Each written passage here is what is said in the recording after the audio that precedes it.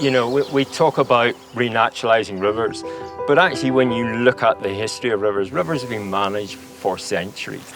And when you look at the Till, there's plenty of records to say that the river was really actively managed from the late 1700s, early 1800s. And fundamentally, our rivers were just drains that actually got water from one end to the other as quick as possible. And that's how we managed our rivers. By the 70s, most arable areas of the Till catchment had flood banks on them. The river was really actively managed. It'd be a combination of straightening and deepening. We would actively manage gravel bars within the channels. We would prevent erosions from developing, or when erosions were getting bad, we would shore those up with big stone. And of course, we would maintain the flood banks. And it was efficient, and it did its job. But it just really meant that our rivers became degraded over time when that happened.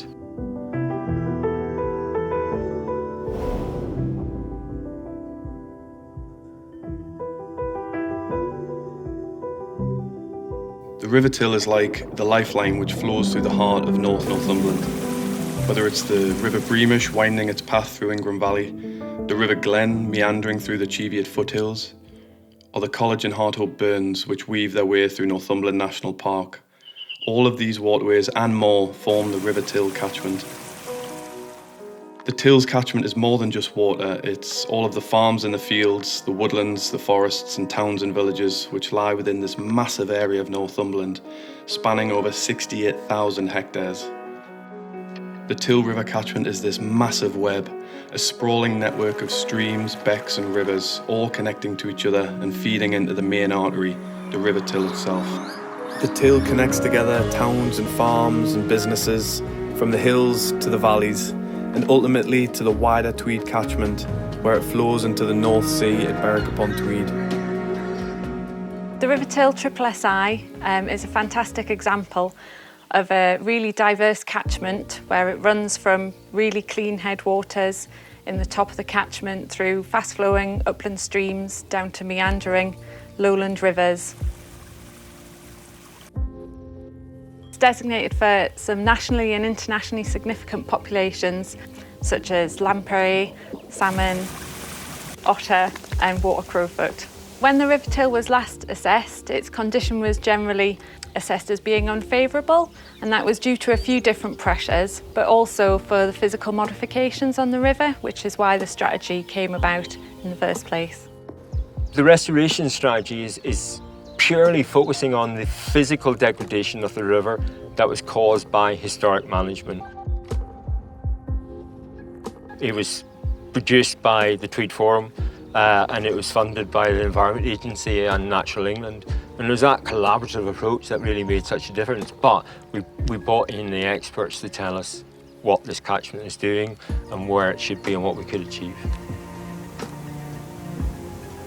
Tweed Forum are ideally placed to deliver the aims of the strategy because we're a trusted intermediary who work with multiple partners across the whole area, and we're locally based to do that. So we work with farmers and landowners on the ground, and also with Natural England, the Environment Agency and local authority as well. So over the last 10 years, through the River Till restoration strategy, we have removed redundant weirs, which were acting as a barrier to fish migration. We've removed redundant flood embankments and allowed floodwater to dissipate over a wider area or actually drain away from farmland quicker.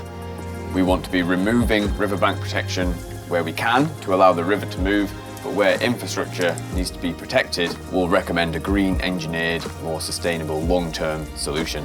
And that really mimics on the engineering that we look at in nature, looking at how trees on the riverbank, complex web of roots, bind the bank together.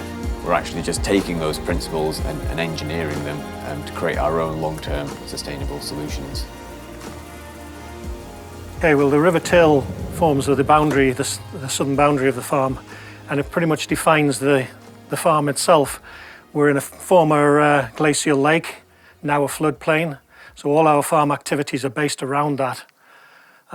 It's a challenge, it's an interesting challenge, but it's also a beautiful place to live and offers a number of opportunities, not just to farm, but to improve the environment and wildlife as well.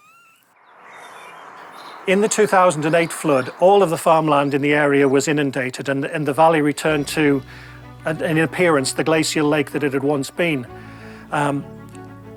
Because we'd already removed our flood banks, within 2 or 3 days of the flood, we were back on the land because the land had drained back into the river. Whereas those people who had still got the flood banks had water on the wrong side of the flood bank, and that water was there for months afterwards, preventing them from doing any work or grazing any stock. So it was at that point that people understood the principle that you allow the water in, but it also allows the water back out again quite quickly. So that was the biggest change in attitude at the time. There is a tendency in agriculture, particularly in arable agriculture, that you will force nature to do what you want it to do. And it became apparent quite quickly here that that wasn't possible. Now we've adopted a much more cooperative approach to nature in general, and so we try to work with it rather than against it. Having had 30 years of practice at that now, it is very much a more enjoyable way, but it's also increased the output of the farm. It takes time, but we have improved the farm output, which is something I wouldn't have thought possible with that method 30 years ago.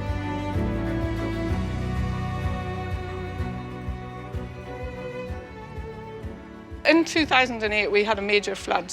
That was the first event on the Glen of a magnitude that really, it got attention nationally. It was on the television, it got attention in the geomorphology world internationally, because the type of breeding and the avulsions that we had here had only previously been seen in South America.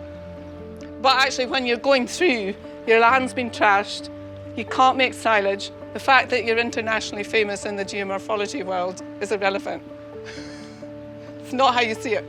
What happened was that the flood bank on the Glen here breached just behind us. As that bank breached, all the energy that was delivered was massive. We got a big scar hole. We got thousands of tons of gravel just spewed out over the floodplain. What would happen would be that the Environment Agency would ring me up and say, oh, we're coming in to sort of do a little bit of work to the flood bank. So after there'd been a minor flood, they would come in downstream of here and do a bit of work on the flood banks. What we wanted to do was reconnect the floodplain, but do it in a fashion that actually didn't have significant impact on the agricultural land. By reconnecting these floodplains up here, we take the pressure off the flood banks further downstream. Kind of removed several sections of flood bank, both here and further on downstream. We're actually spilling some of the water out here, and it will get stored on some of these floodplains. So if you told me that then, 20 odd years down the line, they would be coming down and say we're going to knock down the flood banks, it would have been inconceivable, really. That the residents are a bit more comforted, because when they first heard flood banks were coming out, it was like, oh no, flood banks are coming out, you're going to flood our house, was the main thing. But now, yeah, it's moved on. So yes, the management has changed, the river's obviously changed, but you think about if the river's in a volatile stage, you were to manage it like that, you spend a fortune on it, next flood it's gone. As we naturalise our rivers become more resilient, strangely enough.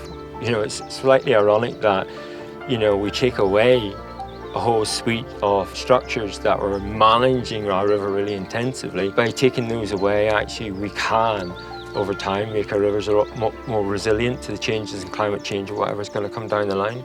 That's hard, because these rivers, as I said, were managed for 150 years. So it's a journey. While we've only done 10 years of the strategy, we've achieved quite a lot in that time, but I think we can achieve so much more moving forward into the future. The river till restoration strategy has deployed a whole range of techniques to improve the health and resilience of the designated site, and at the same time balancing the needs and concerns of the people who live on and manage the land here in Northumberland. We've achieved so much over the past decade, and it's a journey that'll continue for the next 10 years and beyond.